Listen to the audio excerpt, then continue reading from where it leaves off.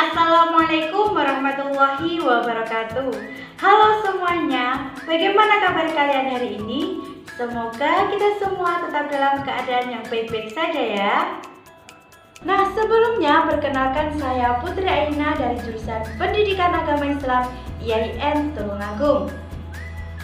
Nah, di video pembelajaran kali ini kita akan belajar tentang Al-Quran Hadis dengan tema Al-Quran dan Hadis sebagai pedoman hidupku dengan subtema Al-Quran. Tujuan pembelajaran kali ini yaitu agar kita semua dapat memahami tentang pengertian Al-Quran, nama lain Al-Quran, dan juga fungsi Al-Quran. Nah, langsung saja pengertian Al-Quran. Apa sih Al-Quran itu? Menurut cendekiawan Muslim Quraisy Shihab, kata Al-Quran berasal dari kata kerja qara'a yang berarti membaca dan kata dasar Quran yang berarti bacaan. Al-Quran merupakan bacaan yang sempurna. Tidak hanya sempurna akan kandungannya, Al-Quran juga sempurna akan redaksi serta petunjuknya. Nah, adapun kesempurnaan lain yang dimiliki oleh Al-Quran, yaitu Al-Quran mudah diingat. Tidak hanya bagi orang tua, Al-Quran pun juga mudah diingat bagi anak-anak yang ingin menghafalnya. Kesempurnaan Al-Quran ini telah terbukti dalam sejarah bahwa tiada satu bacaan pun sejak manusia mengenal baca tulis ribuan tahun yang lalu yang dapat menandingi bacaan Al-Quran Al-Karim, bacaan yang sempurna lagi mulia ini. Al-Quran dengan makna bacaan telah dinyatakan oleh Allah SWT dalam Quran surat Al-Baqarah ayat 185 yang berbunyi A'udzu billahi minasy syaithanir rajim. Bismillahirrahmanirrahim. Syahrul Ramadan alladzi unzila fihi al-Qur'anu hudan lin-nasi wa bayyinatin minal huda wal furqan. Yang artinya, beberapa hari yang ditentukan itu ialah bulan Ramadan, bulan yang di dalamnya diturunkan permulaan Al-Quran sebagai petunjuk bagi manusia dan penjelasan-penjelasan mengenai petunjuk itu dan pembeda antara yang hak dan yang batil. Quran surat Al-Baqarah ayat 185. Selanjutnya pengertian Al-Quran secara istilah. Para ulama memberikan pengertian Al-Quran adalah kalamullah yang menjadi mukjizat yang diturunkan ke dalam hati Nabi Muhammad SAW, diriwayatkan secara mutawatir dan membacanya dinilai sebagai ibadah. Nah, dari pengertian tersebut dapat kita pahami bahwa pertama, Al-Quran merupakan kalamullah. Artinya, Al-Quran bukanlah ucapan Nabi Muhammad SAW, ucapan malaikat maupun ucapan makhluk lainnya. Akan tetapi, Al-Quran merupakan firman Allah SWT yang diturunkan melalui wahyu yang memberikan jaminan kesempurnaan dan terbebas dari kekurangan. Kedua, Al-Quran merupakan mukjizat. Artinya, Al-Quran merupakan hal luar biasa yang diturunkan kepada Nabi Muhammad SAW. Ketiga, Al-Quran diturunkan atau difirmankan secara mutawatir. Artinya, riwayat yang disampaikan oleh 3 orang atau lebih yang memiliki kualifikasi terbaik sebagai orang-orang yang berakhlak mulia, sempurna kemampuan hafalnya, dan tidak pernah berbohong. Dan yang terakhir, yang keempat, membacanya dinilai sebagai ibadah. Membaca Al-Quran menjadi tanda keimanan seseorang. Artinya, semakin tinggi imannya, maka semakin sering dan sungguh-sungguh dalam membacanya. Dan semakin sering membacanya, maka akan semakin meningkat keimanannya. Selanjutnya yaitu nama lain Al-Quran. Allah menyebut Al-Quran dengan berbagai macam sebutan. Di dalam Al-Quran kita dapat menemukan banyak sebutan tersebut.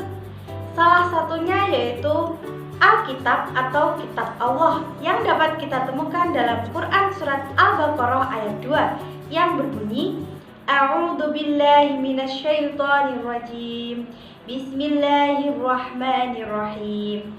Dzalikal kitabu la raiba fihi hudal lil muttaqin.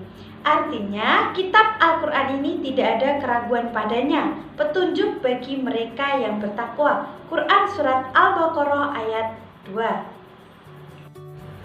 Allah menyatakan Al-Quran dengan sebutan Al-Furqan, yang dapat kita temukan dalam Quran Surat Al-Furqan ayat 1, yang berbunyi, A'udzu billahi minasyaitonir rajim. Bismillahirrahmanirrahim.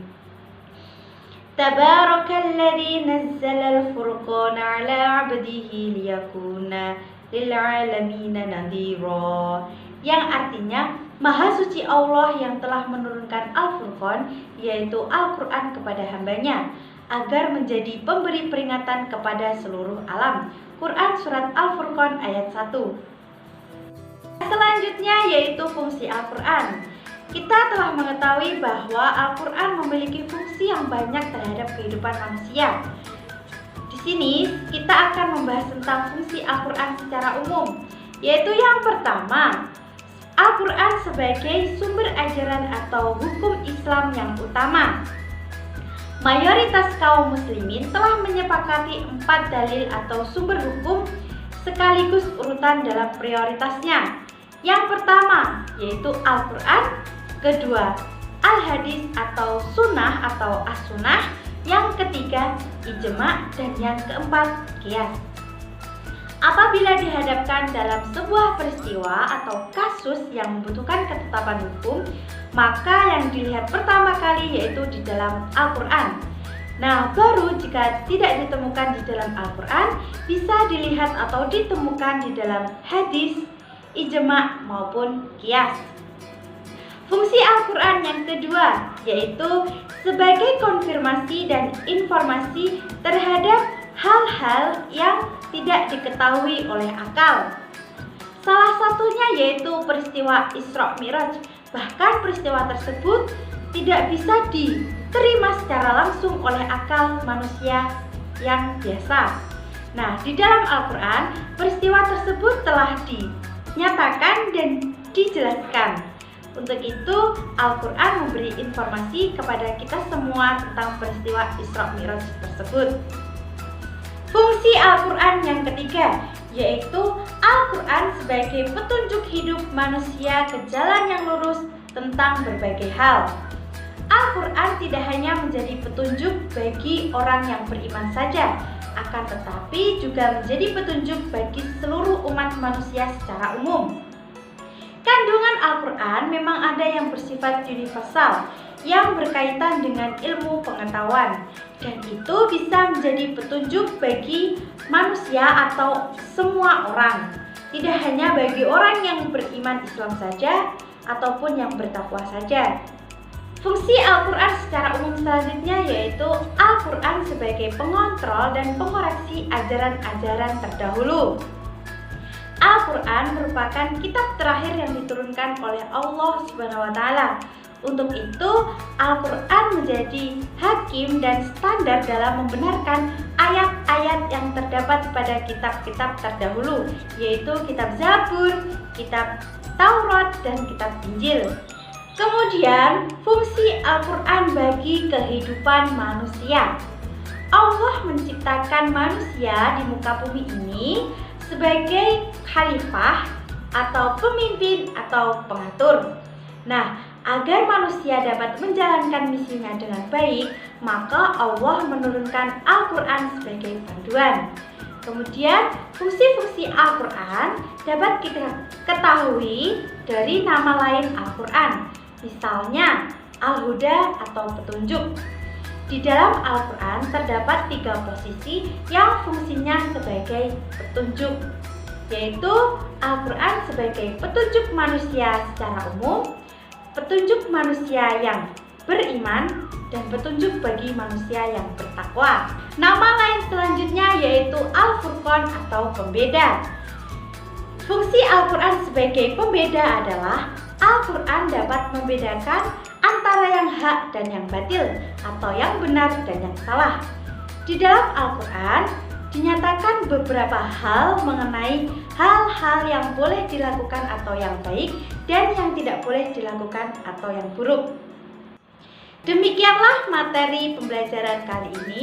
Semoga dapat dipahami dan bermanfaat bagi kita semua. Dan saya memohon maaf apabila terdapat kata atau kalimat yang dapat menyinggung perasaan kalian semua.